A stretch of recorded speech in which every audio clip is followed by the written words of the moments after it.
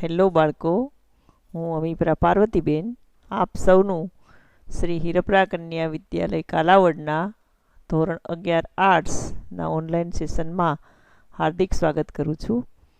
આજના આપણો પાઠ છે 11મો વાતાવરણીય ભેજ. બાળકો, આપણે વિચારીએ કે આપણી આસપાસ હવા રહેલી છે અને એ હવામાં રહેલો ભેજ છે એ જ આપણી જિંદગીનું કારણ છે. તમને એમ થશે કે આ ભેજ અને આપણી જિંદગીને શું લેવા દેવા, પરંતુ તમે વિચારો તો તમને ખબર પડશે કે આ ભેજના કારણે જ વાદળો છે આપણને વરસાદ આપે છે અને આ જ વરસાદનું પાણી છે એ પૃથ્વીની જીવસૃષ્ટિનું કારણ બન્યું છે. જો વરસાદ ન હોત, જો ભેજ ન હોત તો વરસાદ ન આવત, અને જો વરસાદ ન હોત તો આ પૃથ્વી પર પ્રાણી સૃષ્ટિ છે એનું સર્જન થઈ શક્યું ન હોત. તો આ વાતાવરણીય ભેજ વિશે આપણે આ પાઠની અંદર સરસ મજાની સમજ છે એ મેળવશું. પૃથ્વી પરના વાતાવરણમાં પાણી 3 ભૌતિક સ્વરૂપે જોવા મળે છે. પૃથ્વી સપાટી પર ક્ષોભ આવરણમાં આવેલી સૂક્ષ્મ હિમપત્તીઓના બનેલા ઊંચાઈના વાદળો એ તેનું ઘન સ્વરૂપ છે. મધ્ય કે ઊંચી ઊંચાઈ ધરાવતા જલબુંદોના બનેલા વાદળો તે તેનું પ્રવાહી સ્વરૂપ છે, અને નીચેની હવામાં વ્યાપક સ્વરૂપે રહેલા પાણીની વરાળ એટલે કે ભેજ એ તેનું વાયુ સ્વરૂપ છે. પાણીના ત્રણેય સ્વરૂપની તમને ખબર જ હશે, વિજ્ઞાનની અંદર આગળ તમે ભણી જ ગયા હશો કે 0° સેન્ટીગ્રેડ તાપમાન થાય એટલે પાણી છે એનું બરફની અંદર રૂપાંતર થાય છે, અને આ જ પાણી છે એને જો તમે 100 સેન્ટીગ્રેડ તાપમાન સુધી ઉકાળો તો તેનું વરાળ એટલે કે ભેજની અંદર રૂપાંતર થાય છે. તો પાણીના આ ત્રણેય સ્વરૂપો વાયુ, પ્રવાહી અને ઘન એ આપણી આસપાસ જોવા મળે છે. ખૂબ જ ઊંચે ક્ષોભ આવરણ આવેલું છે જે આપણી પૃથ્વીની આસપાસ, જેની અંદર વંટોળ, વાદળ, વરસાદ, હવાની હલચલ આ બધું જોવા મળે છે. એના અંદર સૂક્ષ્મ હિમપત્તીના બનેલા ખૂબ ઊંચાઈના વાદળો છે, ત્યાં વરસાદ છે એનું ઘન સ્વરૂપ એટલે કે બરફ જોવા મળે છે. એની નીચે આવેલા જલબુંદોના જે વાદળો છે એની અંદર તેનું પાણી એટલે કે પ્રવાહી સ્વરૂપ જોવા મળે છે, અને આપણી આસપાસનું જે વાતાવરણ છે, હવા છે, એની અંદર તે વરાળ એટલે કે ભેજ રૂપે રહે છે. પાણીની વરાળ રંગહીન, સ્વાદહીન અને વાસરહિત છે. જો પાણીની વરાળ છે એની અંદર કોઈ કલર હોત તો આપણને 1 કે 2 કિલોમીટરથી આગળ કંઈ જોઈ શકાત નહીં. માન લો કે એનો લીલો કલર હોત તો આપણને ચારે બાજુ લીલું જ લાગત, જો ગુલાબી કલર હોત તો ગુલાબી લાગત, પરંતુ પાણીની વરાળ છે એ રંગહીન છે, સાથે સાથે સ્વાદહીન છે. વિચારો, એ ખાટી હોત તો આપણને હંમેશા ખાટો સ્વાદ જ આવત, કડવી હોત તો કડવો જ સ્વાદ આવત, કારણ કે આ પાણીની વરાળ છે એ હવા સાથે આપણા શ્વાસમાં પણ જાય છે, અને સાથે સાથે એ વાસરહિત પણ છે. જો વાસવાળી હોત તો પણ આપણને મજા આવત નહીં. પૃથ્વી પરના વાતાવરણમાં બધે જ ભેજ સિવાય અન્ય વાયુઓનું પ્રમાણ એક સરખું હોય છે, પરંતુ સ્થળ, ઋતુ, સમય અને તાપમાનની પરિસ્થિતિ મુજબ ભેજનું પ્રમાણ ઓછું વધતું થયા કરે છે. પૃથ્વી સપાટીની જેમ જેમ ઊંચે જઈએ તેમ તેમ ભેજનું પ્રમાણ ઘટતું જાય છે. પૃથ્વી સપાટીથી 10 થી 12 કિલોમીટરની ઊંચાઈ પછીના વાતાવરણમાં ભેજ લગભગ જોવા મળતો નથી. યાની કે આપણું જે ક્ષોભ આવરણ છે એની અંદર જ ભેજ છે જોવા મળે છે. પૃથ્વી સપાટીથી જેમ જેમ આપણે ઊંચે જતા જઈએ તેમ તેમ ભેજનું પ્રમાણ છે એ ઓછું ઓછું થતાં નહીવત બનતું જાય છે. પૃથ્વી સપાટીના 71% વિસ્તારમાં ફેલાયેલા સમુદ્ર અને મહાસાગરો ભેજ મેળવવા માટેના મુખ્ય જળ ભંડારો છે. આપણે જાણીએ છીએ કે 30% જમીન જેવી છે કે જેની અંદર જમીન છે પૃથ્વીની અંદર, 71% વિસ્તારની અંદર જળ ભંડારો છે, અને આ જળ ભંડારો છે એ ભેજ મેળવવાના મુખ્ય સ્ત્રોત છે. આ સિવાય ભીના જમીન વિસ્તારો, નદીઓ, સરોવરો વગેરે પૂરક જળ ભંડારો છે, કારણ કે પૃથ્વી ઉપર મોટી મોટી નદી પણ આવેલી છે, ડેમ આવેલા છે, સરોવર આવેલો છે. આ ઉપરાંત જમીન જ્યારે ભીની હોય અથવા તો ખેડૂતો ખેતી કરતા હોય ત્યારે પણ ભેજ છે એ જોવા મળે છે. આ જળભંડારોમાંથી સતત બાષ્પીભવન થવાથી હવામાં ભેજ ઉમેરાતો જાય છે. આ ભેજ પવનો અને હવાના ઉર્ધ્વ પ્રવાહો દ્વારા પૃથ્વી સપાટીએથી ઊંચે ચડે છે. ઠંડીને લીધે ત્યાં ભેજના વાદળો બને છે, અને છેવટે તે વૃષ્ટિ રૂપે પૃથ્વી સપાટી પર પાછો આવે છે. આમ પૃથ્વી અને તેના વાતાવરણ વચ્ચે જળચક્રની પ્રક્રિયા નિરંતર ચાલ્યા કરે છે. વાતાવરણમાં રહેલા ભેજનું પ્રમાણ જાણવા માટે હાઇગ્રોમીટર નામના સાધનનો ઉપયોગ થાય છે અને તે ટકામાં મપાય છે. તમે ટીવી કે રેડિયો પર સમાચાર સાંભળતા હશો, એની અંદર વાતાવરણમાં કેટલા ટકા ભેજ આવું આવે છે. તો પૃથ્વીના વાતાવરણની અંદર કેટલા ટકા ભેજ છે એ જાણવા માટે હાઇગ્રોમીટર નામના સાધનનો ઉપયોગ થાય છે.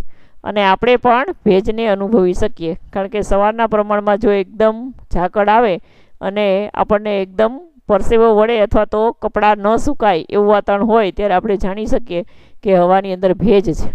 જ્યારે શિયાળાના સૂકા પવનો વાય અને આપણા હોઠ સુકાવા માંડે અને વાળ પણ એકદમ બરછટ થઈ જાય, ચામડી તણાવવા મળે, ત્યારે આપણે જાણવું કે હવાની અંદર ભેજ નથી.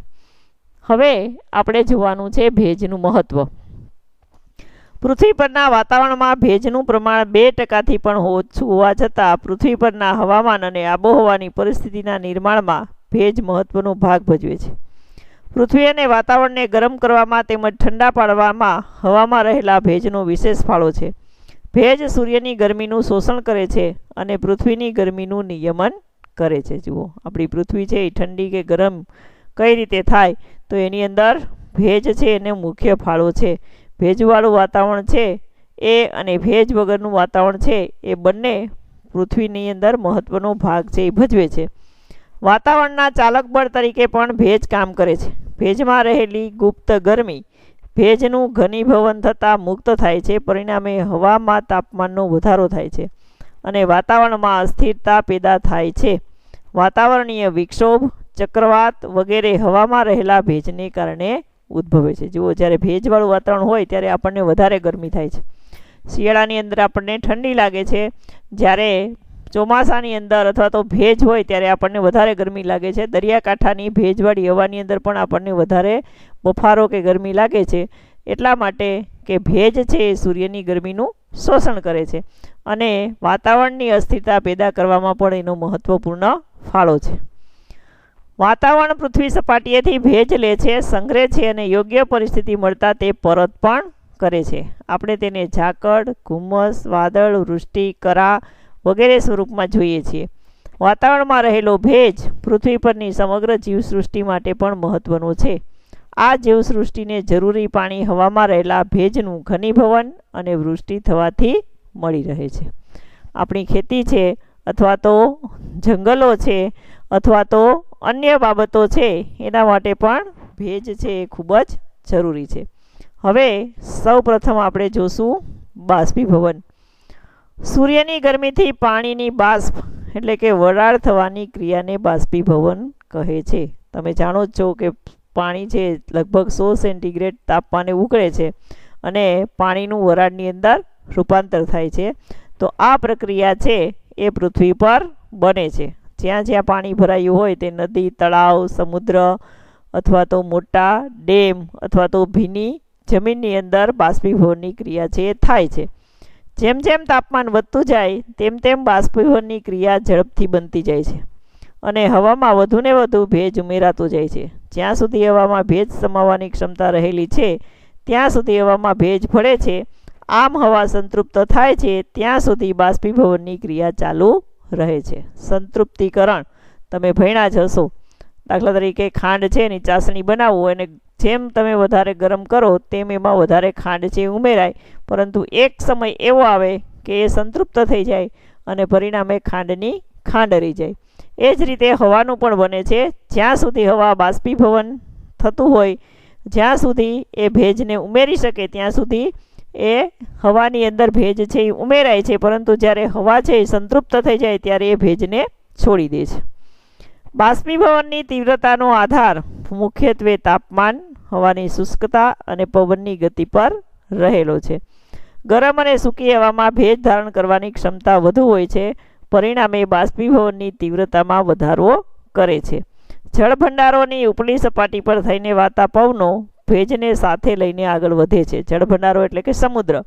આપણે જ્યારે પવન વાતા હોય છે ઉનાળાની અંદર ત્યારે વાદળો રૂપે ભેજ છે એ પવન પોતાની સાથે લાવે છે અને સમુદ્રની અંદર બાષ્પીભવનની પ્રક્રિયા પણ ખૂબ આગળ વધારે છે. આમ પવન બાષ્પીભવનની તીવ્રતામાં વધારો કરે છે. શિયાળા કરતાં ઉનાળાની ઋતુમાં બાષ્પીભવન વધારે હોય છે. વિષુવવૃત્તીય પ્રદેશોમાં સૌથી વધુ બાષ્પીભવન થાય છે, જ્યારે ધ્રુવ પ્રદેશો પર ઘણું ઓછું બાષ્પીભવન થાય છે. આનું કારણ શું? તો બાળકો, આનું કારણ એ કે વિષુવવૃત્ત પર 12 માસ સૂર્યના સીધા કિરણો પડે છે. પરિણામે ત્યાં ગરમી વધારે પડે છે. વાતાવરણ પણ એકદમ શાંત છે અને સમુદ્ર પણ ગરમ છે. એટલે વિષુવવૃત્ત પર બાષ્પીભવન વધારે થાય છે, જ્યારે ધ્રુવ પ્રદેશો પર એકદમ સૂર્યના ત્રાંસા કિરણો પડે છે. ક્યારેક 6 મહિનાનો દિવસ અને 6 મહિનાની રાત્રિ પણ સંભવે છે. ત્યાં 12 માસ બરફ છવાયેલો છે અને પરિણામે ધ્રુવ પ્રદેશો પર બાષ્પીભવન ઓછું થાય છે.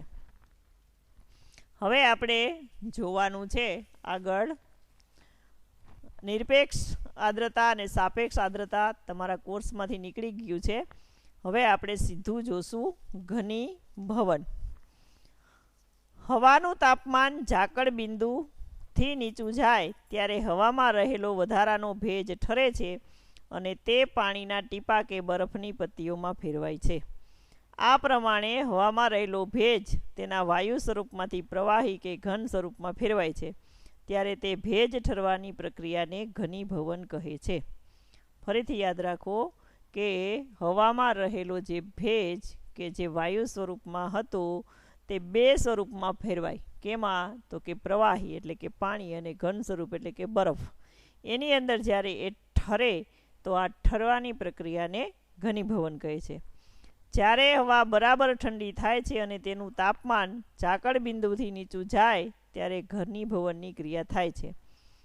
હવાના તાપમાનની બદલાતી પરિસ્થિતિ મુજબ ઘનીભવનના વિવિધ સ્વરૂપો તૈયાર થાય છે. એની અંદર ઝાકળ, હિમ, ધુમ્મસ, વાદળ અને વરસાદ વગેરે ઘનીભવનના મુખ્ય સ્વરૂપો છે, જે સમગ્ર જીવસૃષ્ટિ પર પ્રત્યક્ષ કે પરોક્ષ રીતે અસર કરે છે. માન લો કે તમારે 5 વાગ્યામાં નીકળવું છે ક્યાંક અને એકદમ ઝાકળ આવ્યો તો એ તમારા માનવ જીવન પર અસર થઈ. એ જ રીતે પાકનું, દાખલા તરીકે જીરું છે, એનો પાક છે એ નાનો હોય ત્યારે ઝાકળ છે એને ફાયદો કરે છે, અને જો એ જીરુંનો પાક છે એ પાકવામાં આવે, વરિયાળી છે, જીરું છે, ત્યારે ઝાકળ આવે તો એને નુકસાન કરે છે. આમ આપણી આસપાસ રહેલો ભેજ એ આપણને ખૂબ જ અસર કરતા છે. હવે સૌથી પહેલાં આપણે જોશું ઝાકળ. પૃથ્વી સપાટીની નજીકની હવામાં રહેલો ભેજ પૃથ્વી સપાટીના ઠંડા ભાગો કે પદાર્થો ઉપર પાણીના ટીપા રૂપે તરે તો તેને ઝાકળ કહે છે. ઝાકળ આપણે સૌએ જોયું જ છે. જમીન વિસ્તારો રાત્રે ઝડપથી ઠંડા પડે છે ત્યારે તેના સંપર્કમાં આવેલી હવા પણ ઠંડી થાય છે. આમ ઠંડી પડેલી હવાનું તાપમાન ઝાકળ બિંદુથી પણ નીચું જાય તો તે હવામાં રહેલો વધારાનો ભેજ પૃથ્વી સપાટીના ઘન પદાર્થો ઉપર પાણીના ટીપા કે ઝાકળ સ્વરૂપે ઠરે છે. આપણે સવારે ઉઠીએ, લોન હોય કે શેઢો હોય કે આપણું ખેતર વાવેલું હોય અથવા તો આપણી ગાડી પડી હોય અથવા તો કોઈ ફૂલ હોય તો એના ઉપર તમે ઝાકળના ટીપાઓ છે જોયા હશે. સવારમાં આપણી સ્કૂલમાં પણ તમે જોયું હશે કે સ્કૂલનું ગ્રાઉન્ડ છે એકદમ ભીનું ભીનું થઈ જાય છે. તો એ કોને હિસાબે થાય છે? તો કે ઝાકળના હિસાબે થાય છે. હવામાં રહેલો પૂરતો ભેજ, સ્વચ્છ આકાશ, શાંત હવામાન અને શિયાળાની લાંબી રાત્રિ વગેરે ઝાકળ બનવા માટેના આદર્શ સંજોગો છે. જુઓ કયા કયા સંજોગો હોય તો ઝાકળ આવે? તો હવામાં રહેલો પૂરો ભેજ, સ્વચ્છ આકાશ વાદળા વગરનું, જો વાદળા હોય તો ઝાકળ આવે નહીં, શાંત હવામાન, એકદમ પવન હોય તો પણ ઝાકળ ન આવે, અને શિયાળાની લાંબી રાત્રિ એ ઝાકળ લઈ આવે છે. શિયાળામાં વહેલી સવારે વૃક્ષના પાંદડા, ઘાસ અને મકાનો ઉપર ઝાકળ પડેલું સ્પષ્ટ જોવા મળે છે. ભારતમાં ઘઉં, ચણા અને શાકભાજી વગેરે શિયાળુ માટે ઝાકળ ખૂબ ઉપયોગી બને છે. પરંતુ જો જીરું વાવ્યું હોય કે વરિયાળી વાવી હોય કે અજમા હોય તો એના માટે ઝાકળ છે એ ક્યારેક ઉપયોગી છે, ક્યારેક નિરુપયોગી છે. હવે બીજું જ એવું તત્વ છે હિમ. હિમ અને ઝાકળ બનવા માટેના સંજોગો એક સરખા છે. પૃથ્વી સપાટી પરના પદાર્થો કેટલીક વાર ખૂબ જ ઠંડા પડી જતા તેના સંપર્કમાં આવેલી હવાનું તાપમાન 0°C એટલે કે ઠાર બિંદુથી પણ નીચે ઉતરી જાય છે. પરિણામે હવામાં રહેલો વધારાનો ભેજ ઠંડા પદાર્થો ઉપર ઝાકળના ટીપા રૂપે ઠરવાને બદલે બરફની પટ્ટી રૂપે ઠરે છે, જેને હિમ કહે છે. ટૂંકમાં ઊંચા પર્વતો ઉપર અથવા તો ધ્રુવો ઉપર ઝાકળ છે એનું બરફની અંદર એટલે કે હિમની અંદર રૂપાંતર થઈ જાય છે. તમે જો કોઈ દિવસ હિમાલયમાં ગયા હોય, મનાલી કે કુલ્લુ, તો ત્યાં જોયું હશે અથવા તો પિક્ચરોમાં જોયું હશે કે ધીમે ધીમે આપણે જેમ ઝાકળ વરસે છે તેમ ત્યાં નાના નાના હિમકરણો વરસે છે અને બરફ છે એ જામે છે. ભારત જેવા મોસમી આબોહવા ધરાવતા દેશોમાં શિયાળામાં હિમ પડે છે ત્યારે જીરું, ઈસબગુલ, વરિયાળી, તમાકુ, કપાસ વગેરે પાકોને ખૂબ જ નુકસાન થાય છે. ટૂંકમાં જે પાકના પોળા પાંદડા છે તે વેલાવાળા દૂધી છે, રીંગણ છે એ, અને આ ઉપરાંત જેના ઝીણા એકદમ પાંદડા છે, જે ઝીણો મોલ છે તે જીરું, ઈસબગુલ, વરિયાળી, મોટા પાંદડાવાળો તમાકુ, કપાસ, આ બધા પાકને હિમ નુકસાન કરે છે. હવે ત્રીજું એવું પરિબળ છે ફોગ યાની કે ધુમ્મસ. ધુમ્મસ પૃથ્વી સપાટીની નજીકની હવાનું ઘનીભવનનું સ્વરૂપ છે. તે મોટે ભાગે કોઈક વિસ્તાર પર સ્થિર થયેલું હોય છે. પૃથ્વી સપાટીની નજીકની હવાનું તાપમાન ઝાકળ બિંદુથી નીચું જતાં હવામાં રહેલા ભેજનું ઘનીભવન થાય છે. તેના સૂક્ષ્મ જલકણો કે હિમકણો બને છે, જે હવામાં લાંબા સમય સુધી તરતા રહે છે અને વાદળ જેવો દેખાવ બનાવે છે. તેને ધુમ્મસ કહે છે. ઘણીવાર એવું બને કે આપણે આગળ આગળ જોઈએ તો કંઈ દેખાતું નથી અને ચારે બાજુ ધૂંધળું ધૂંધળું વાતાવરણ થઈ જાય ત્યારે આપણે એમ કહીએ છીએ કે ધુમ્મસ ચડ્યું છે. તો આ ધુમ્મસ છે એ પણ ભેજનો એક પ્રકાર છે. ઝાકળની જેમ ધુમ્મસ બનવા માટે અનુકૂળ સંજોગોમાં હવામાં રહેલો પૂરતો ભેજ, સ્વચ્છ આકાશ, શાંત હવામાન, શિયાળાની લાંબી રાત્રિ અને સૂક્ષ્મ રજકણો વગેરેનો સમાવેશ થાય છે. ધુમ્મસથી વાતાવરણ ધુમાડિયું લાગે છે. ચારે બાજુ ધુમાડાના ગોટા ગોટા હોય અને ધૂંધળું વાતાવરણ લાગે તેવું વાતાવરણ લાગે છે. હવાની દ્રશ્યતા ઘટે છે કારણ કે વચ્ચે ભેજ આવી જાય છે. એટલે વિશ્વના કેટલાક દેશોમાં પરિવહન માર્ગો માટે ધુમ્મસ ખૂબ જ અવરોધક બને છે. જ્યારે ધુમ્મસ આવે ત્યારે ઘણા બધા વાહનોના એક્સિડન્ટ છે એ થતા હોય છે. ગાઢ ધુમ્મસને કારણે વિમાનોનું ઉડ્ડયન કરી શકતા નથી. દિલ્હીમાં ખાસ કરીને વધારે વાળ બને છે કારણ કે દિલ્હીનું વાતાવરણ છે એકદમ પ્રદૂષણવાળું છે અને પરિણામે ત્યાં વધારે ધુમ્મસ છે એ છવાય છે અને વિમાનોનું ઉડ્ડયન શક્ય બનતું નથી. 1952માં ડિસેમ્બર મહિનામાં લંડનના હિથ્રો હવાઈ મથકે સતત 4 દિવસ સુધી ગાઢ ધુમ્મસ છવાયેલું રહેવાને લીધે હજારો મુસાફરો અટવાઈ પડ્યા હતા. હવે ચોથું છે ઘનીભવનનું સ્વરૂપ વાદળ. આપણે નાના હતા ત્યારે ગીત ગાતા કે હારે અમે જ્ઞાતા ઓ રંગને ઓવારે કે તેજને ફુવારે કે રંગ રંગ વાદળિયા. તો આવા રંગ રંગના વાદળો છે તમે આકાશમાં જોયા હશે. તો આ વાદળો છે શું છે, કયા વાદળો છે એ વરસે છે, કયા વાદળો છે એ વરસતા નથી, એ હવે આપણે જોવાનું છે. પૃથ્વી સપાટીથી ઊંચેની હવામાં રહેલું ધુમ્મસ એટલે કે વાદળ તરીકે ઓળખાય છે. ભેજવાળી હલકી હવા ઊંચે જતાં ઠંડી પડે છે. તેમાં રહેલો ભેજ ઠરે છે. ઊંચે ચડતી હવાનું તાપમાન ઝાકળ બિંદુથી નીચું જતાં વધારાના ભેજનું ઘનીભવન થાય છે અને હવામાં આવેલા ભેજગ્રાહી રજકણો ઉપર પાણીના અસંખ્ય જલબિંદુ બંધાય છે. હવાનું તાપમાન 0 અંશ સેન્ટીગ્રેડથી પણ નીચું જાય તો તે રજકણો ઉપર જલબિંદુને બદલે સૂક્ષ્મ હિમપત્તીઓ બંધાય છે. આ જલબિંદુઓ કે હિમપત્તીઓ વજનમાં હલકી હોવાથી હવામાં તરતા રહે છે. જો વાદળો છે એ હંમેશા ક્ષોભ આવરણની અંદર જ હોય છે. જો તમે સમતાપ પટ્ટીની અંદર જાઓ અથવા તો સમતાપ આવરણમાં જાઓ તો ત્યાં વાદળો હોતા નથી. તમે જો પ્લેનમાં બેસો તો તમારે વાદળોની વચ્ચેથી પસાર થવું પડે. અથવા તો તમે ક્યારેય પ્લેનને ઉડતા જોયું હોય તો તમને ખબર પડશે કે પ્લેન છે એ હંમેશા વાદળોની ઉપર ઉડતું હોય છે. એટલા માટે કે વાદળો, આ હિમ, ઝાકળ, હવાનું હલચલ બધું ક્ષોભ આવરણની અંદર જ છે, પછી નથી. તો આ ઠરેલી હવા જ્યારે ઊંચે ચડે અને તાપમાન છે એ ઝાકળ બિંદુથી નીચું જાય ત્યારે ભેજનું ઘનીભવન થાય અને રજકણો એની અંદર ભળે એટલે વરસાદ અથવા તો હિમકણોની અંદર બૂંદો બંધાય અથવા તો હિમકણો બંધાય અને એ છે આપણા વાદળો.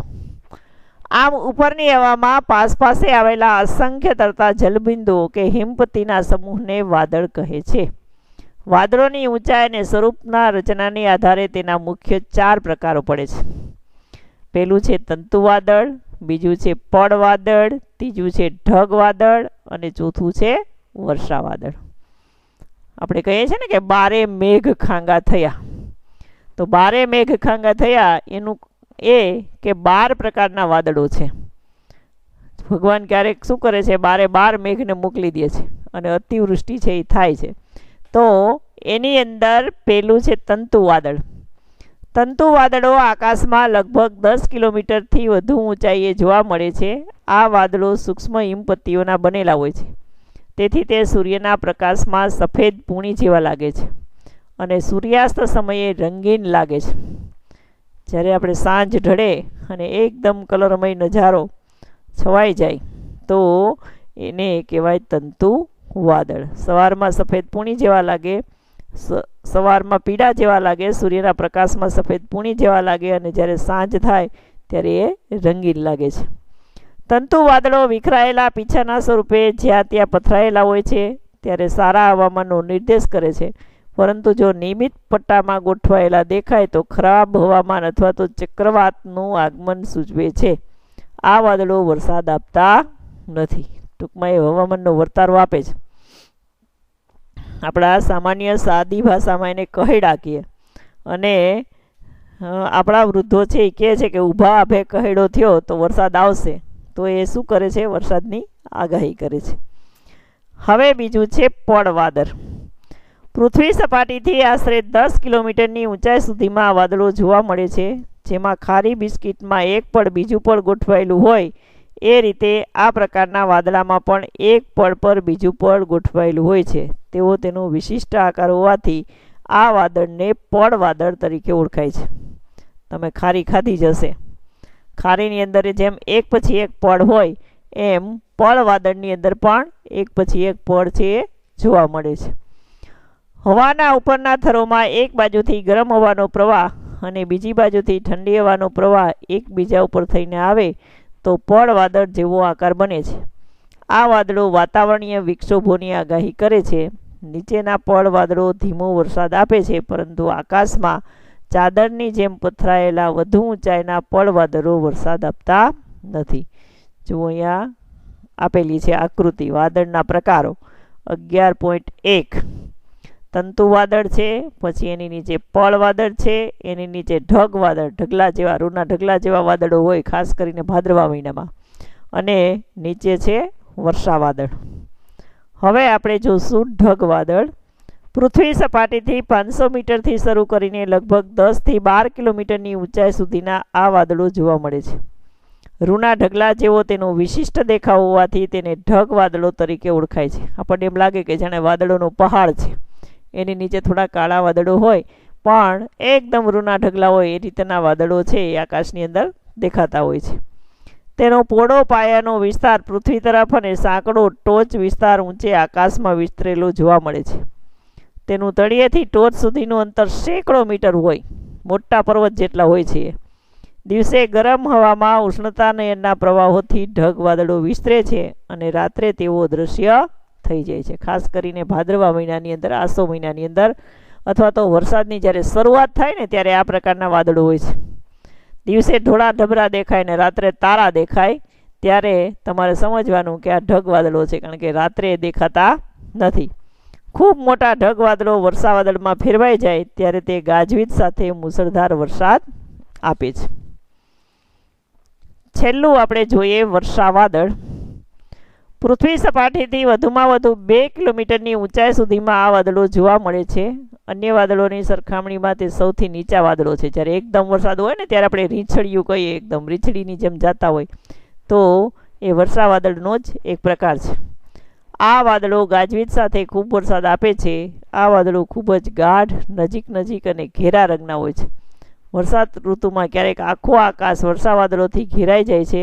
કાળા ડિબાંગ વાદળોથી છવાયેલા આકાશને જોઈને ચોમાસાનો અનુભવ થાય છે. બાળકો, આજનું આ સેશન આપણે પૂરું કરીએ. બીજા સેશનમાં ફરી મળીશું. જય સરદાર.